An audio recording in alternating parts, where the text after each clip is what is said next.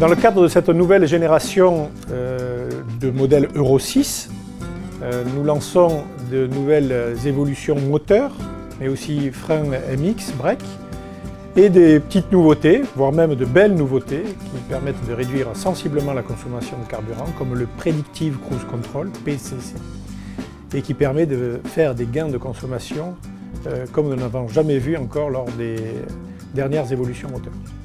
Ces évolutions technologiques doivent être couplées à de la formation, d'où le MX EcoDrive Tour, pour pouvoir tirer la quintessence de ces moteurs et de ces évolutions technologiques.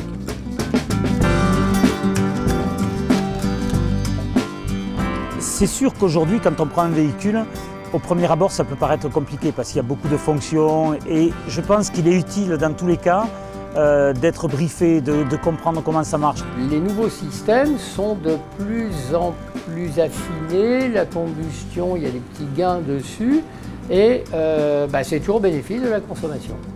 Quand on connaît le régulateur classique tel qu'il est et qu'on découvre le PCC, on s'aperçoit qu'effectivement l'ancien système de régulation est hors du temps. Quand on parle de consommation, on s'aperçoit qu'un système de régulation intelligent, qui anticipe et qui ne force pas sans arrêt l'accélération mais qui la tempère, évidemment on ne peut pas revenir en arrière. Ce sont des systèmes qu'il faut savoir utiliser, qui sont d'une utilisation, on va dire, simple et accessible à tous, bien sûr, pourvu qu'on en explique le fonctionnement. Et c'est la nécessité de l'exercice de cet EcoDrive, c'est de faire découvrir la mise en œuvre des systèmes et amener le conducteur à réfléchir au préalable sur le contexte routier pour adapter les réglages de vitesse. Donc là, je suis en éco-mode. Je peux passer sur le mode full en coupant le mode éco. Et je peux appuyer sur le bouton pour passer en commande totalement manuelle. J'attaque la côte. Si je veux avoir toute capacité d'accélération, je le coupe et pendant 60 secondes, le système est en mode full. Ce qui me surprend, c'est que le camion est capable de résister dans les côtes avec un régime moteur qui est à peine de 900 tours. Capable de rester dans la côte, 900 tours, ça tourne très très bas.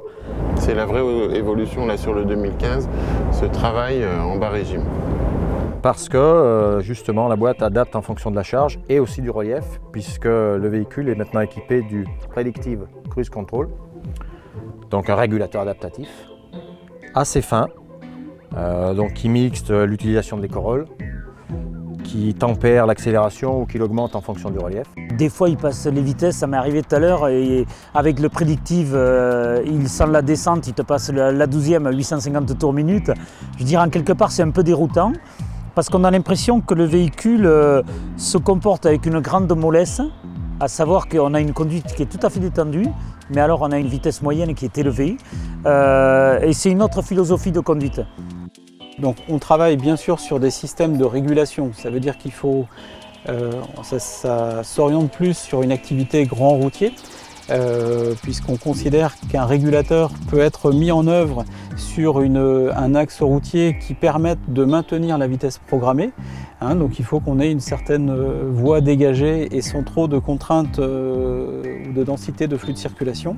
Et à partir de là, en fonction de la topographie, de pouvoir adapter les réglages de régulation de vitesse pour faire en sorte que le véhicule accepte des variations de vitesse qui correspondent à la difficulté du parcours. J'engage maintenant la prédiction. Donc je suis au niveau de réglage à moins 10 km/h, ce qui est la marge la plus importante.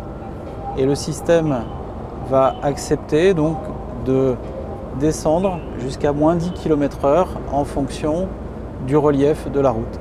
On a tous les systèmes aujourd'hui les plus performants pour optimiser sa conduite et à la fois au travers de la consommation et aussi bien au niveau de la sécurité.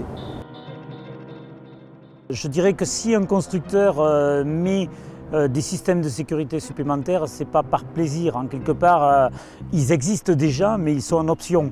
Là, on a une différence, c'est qu'au 1er novembre prochain, le système de surveillance des voies va être obligatoire, mais aussi le système de freinage d'urgence sera obligatoire également. Et les constructeurs vont devoir équiper leur véhicule, mais surtout, ça va rajouter un coût. Ce sera environ 1 000 € par véhicule, ça c'est une obligation. Mais le choix de DAF a été d'opter pour un degré de sécurité complémentaire. À savoir qu'il y a une seconde phase d'obligation qui va arriver en novembre 2018, qui est la phase 2. Et DAF a opté directement pour aller à la phase 2. La phase 1, il ne s'en occupe pas. C'est-à-dire on aura le plus gros degré de sécurité pour les conducteurs. Et les autres usagers de la route, bien sûr.